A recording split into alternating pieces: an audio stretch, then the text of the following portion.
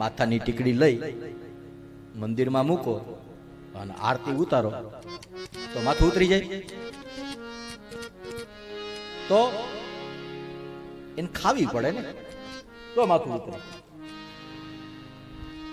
તો કથાની પોથી ખાલી માથે લઈને શેરી વળાવીને સજ કરું એમ કરીએ તો કાંઈ કામ થાય નહીં. પણ જે સાંભળ્યું છે એ જીવનમાં ઉતરે, આચારમાં આવે, વિચારમાં આવે, જીવનચર્યામાં આવે તો ભગવાન કામ થાય. એટલા માટે આ બધી સારી સારી વાતો એટલા માટે છે. ભગવાન રામની વાતો જીવનમાં ઉતારો, રામની વાતો જીવનમાં ઉતારો, કૃષ્ણની વાતો જીવનમાં ઉતારો, કૃષ્ણની વાતો જીવનમાં ઉતારો, છોડો ક્રોધ ત્યાગો તમે ખોટા વિચારો, છોડો ક્રોધ ત્યાગો ખોટા વિચાર. એટલા માટે તો આનું નામ ભાગવત છે. ભગવત પ્રોક્તમ. અહીંયા બેસીને ભગવાનમાં પ્રેમ થાય એવી કથા કરવાની છે.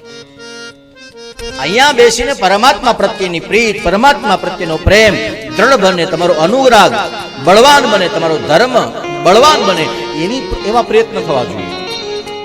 મને અહીંયા એ કામ સોંપવામાં આવ્યું બ્રાહ્મણ તરીકે. મને એક પરમાત્માએ નિર્દેશ આપ્યો, મને એ વિચાર આપ્યો કે તમે ધર્મ વધે, તમારી શ્રદ્ધા વધે, આ બધા સત્કર્મ કરો.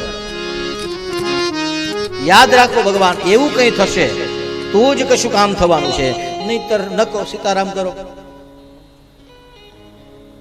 જે કઈ થઈ રહ્યું છે એને તમારે ટકાવવું હોય, એને તમારે સાંભળવું હોય, એને અનુસરવું હોય તો રામની વાતો જીવનમાં ઉતારો, કૃષ્ણની વાતો જીવનમાં ઉતારો. જીવનમાં ઉતાર્યા પછી ભગવાન ક્રોધ છોડો, દંભ છોડો, ત્યાગો ખોટા વિચારો. એ ખોટા વિચારો જો છૂટી જાય, ખોટા ત્યાગ છૂટી જાય, પરમાત્માની કથા સાંભળ્યા પછી અંદર રહેલી જે કઈ ઈર્ષા અદેખાઈની વૃત્તિઓ છે એ શાંત થઈ જાય તો સમજી જાઓ બરોબર ચાલી જાય છે. અહીંયા શુકદેવજી એ રસને જાણે છે એટલા માટે નારદજી ગયા શુકદેવજીને કહે, શુકદેવજી એક રાજા છે. શુકદેવજી કે તો શું છે? એ રાજાએ બ્રાહ્મણનો અપરાધ કર્યો છે ને બ્રાહ્મણે એને 7મે દિવસે તક્ષક કરડે એવો શ્રાપ આપ્યો છે અને 7 જ દિવસમાં એને મોક્ષ જોઈએ છે, તો તમે હાલો નહીં. એ શુકદેવજીએ કીધું કે મેં કીધું તું એને બ્રાહ્મણનો અપરાધ હવે કર્યો છે, અપરાધ તો ભોગવે, માર ન થાવ.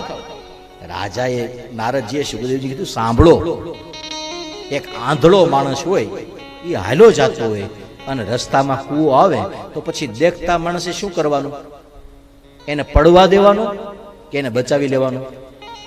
શુકદેવજી કે એને બચાવી લેવો જોઈએ, એને થોડો પડવા દેવાય.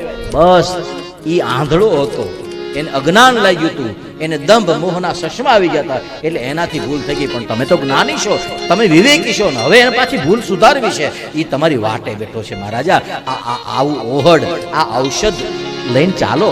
અને તમારો સેવક બેઠો છે, તમારો શિષ્ય બેઠો છે, તમારું સ્વાગત કરવા માંગે છે. અને એ સમયે આવ્યા નથી. તતરા ભવજ ભગવાન વ્યાસ પુત્રો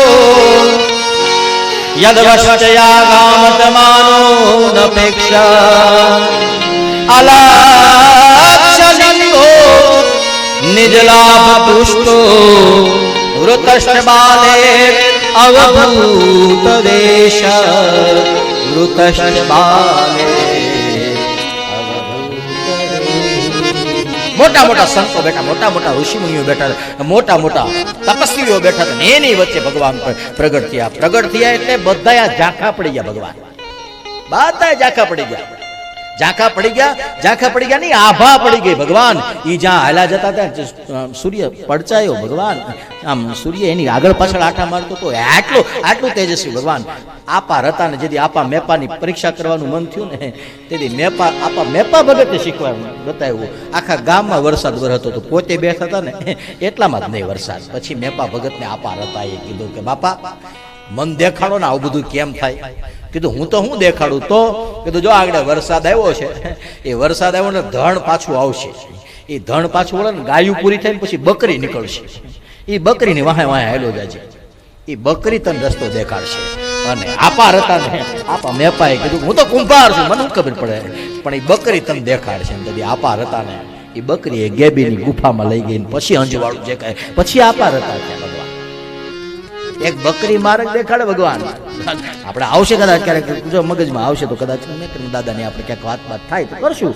અત્યારે આપણી પાસે સમય નથી. પણ એ રાજા પરીક્ષિતની સભાની અંદર સુખદેવજી પ્રગટ થયા. કેવા છે? યદવશ્યા ગામોત માનોન અપેક્ષા, જેને માન સન્માનની કશ ઈચ્છા જ નથી, અપેક્ષાઓ જ નથી, અને એમને બેસી ગયા છે. આસન રાખવું ન પડે, ધરતી ઊંચી થઈ જાય ભગવાન. હા, ધરતી ઊંચી થાય. એક નાથને સાંગદેવનું દ્રષ્ટાંત છે ભગવાન.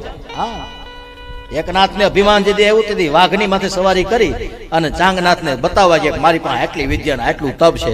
તેથી વાઘ હાલ્યો જતો હતો. તેથી ચાંગનાથને ખબર, ચાંગનાથની આમ જોયું આ તો પરીક્ષા છે. તે ચાંગનાથ વાઘ હાલ્યો હતો તેની માથે ઓટલા ઉપર બેઠા હતા. તે ઓટલો હાલતો છે આમે.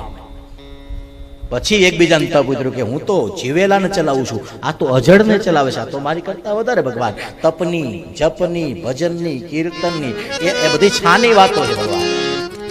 એ કઈ કહેવા હું એટલી માળા કરું છું, હું એટલી 11 રહું છું, હું એટલા એકઠાણા કરું છું, કોના માટે કરો ભગવાન? આત્મકલ્યાણ માટે થઈ રહ્યા છે. કશું કહેવાની જરૂર નથી.